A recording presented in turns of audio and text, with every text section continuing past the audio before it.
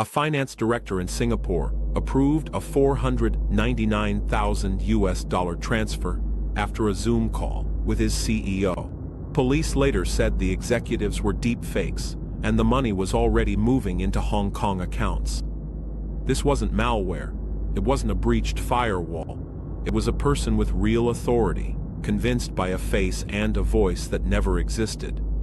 And the detail investigators found afterward explains why these losses don't even get treated like theft inside many companies, meaning recovery can fail even when everyone agrees it was a scam. In 2025, the FBI's Internet Crime Complaint Center warned about impersonation campaigns using AI-generated voice messages, the same basic weapon, scaled for professional targets. The target profile is painfully consistent. Controllers, accounts payable, finance directors, people who can authorize movement of funds, but don't always have frictionless access to confirm a weird request with the C-suite. And AI voice cloning is the force multiplier. With short samples from earnings calls, conference clips, or corporate videos, attackers can imitate the sound cues your brain uses to label a voice as trusted. Now let's reconstruct the Singapore case the way police described it, because every step is a lesson in how corporate finance actually breaks under pressure. March 24, 2025, the finance director is contacted on WhatsApp by someone claiming to be the company's CFO. 2 days later, there's a confidential video meeting about restructuring. A lawyer gets involved. An NDA appears. The meeting is suddenly moved earlier. That's the first lever, urgency plus secrecy. On March 25th, he joins a Zoom call. He believes he's looking at the CEO and other stakeholders. Police say they were deepfakes. Then comes the instruction: transfer over $499,000 from the company's HSBC account to a local corporate bank account. He does it. Within a day, over $494,000 is routed out of the country into Hong Kong bank accounts. And then the real escalation. The scammers ask for another $1.4 million. That's when the victim realizes something is wrong. HSBC alerts Singapore Police Force's Anti-Scam Center. With Hong Kong counterparts, police say the funds were traced and withheld. So yes, this one had an unusual ending. But the method is the headline. The security perimeter was never touched. The perimeter was human trust. Here's the part corporate teams underestimate. These operations aren't improvised. They're rehearsed, objection handled, optimized like a sales funnel. Attackers source credibility from what executives publish. Keynote talks, interviews, earnings calls. Then, they wrap that voice and face in a workflow designed to defeat policy by making policy feel like insubordination. And notice the staging. CFO message. First, lawyer second, CEO on video third. That's social proof.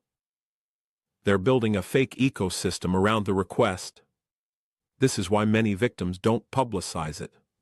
It isn't just reputational risk, it's a classification problem.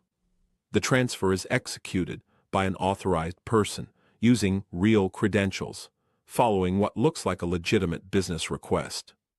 That single fact, authorized execution, creates a second battlefield after the scam: banking processes, insurance definitions, and internal accountability. And that brings us to the open loop. The detail investigators kept seeing isn't AI is getting good. It's this. Companies built controls for technical compromise, but these attacks create procedural compliance while producing a fraudulent outcome. From a system log, it looks clean. The bank sees a valid transaction.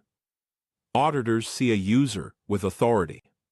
That's why recovery can fail, even when everyone agrees it was deception. In other words, it's not just a scam, it's a corporate process exploit. And once you understand that, you see why attackers time it around busy windows, travel, meetings, moments when real verification is costly. This is also why the Hong Kong deepfake benchmark hit so hard. It proved video meetings can be fabricated at scale, reportedly around $25 million in losses. But your real risk isn't the biggest headline. It's the repeatable mid-six-figure version that can happen in a normal week to a normal finance team. Here's the oh shit moment. Many organizations treat these as operational failures, not classic fraud, because the transaction is authorized. And that mindset is exactly what keeps the method alive. IC3's warning on impersonation campaigns basically points at the same truth. AI voice can make a message feel authentic enough to bypass your instincts. Investigators keep finding the same signals after the fact. Secrecy, urgency, channel switching, and don't verify, just execute. Each one seems minor. Together they're a fingerprint. So if your controls assume the attacker must breach systems, you're defending the wrong layer. This isn't primarily a hack. It's a controlled demolition of decision-making. What changes after cases like this isn't a new antivirus product. It's governance. Police specifically advised businesses to establish protocols to verify the authenticity of video calls and messages, especially those claiming to be senior executives. IC3 also emphasizes independent verification. Don't assume a voice or message is real just because it sounds right. So here's the professional question. If a CFO asked your team to move $499,000 today, could your process force verification, even under pressure?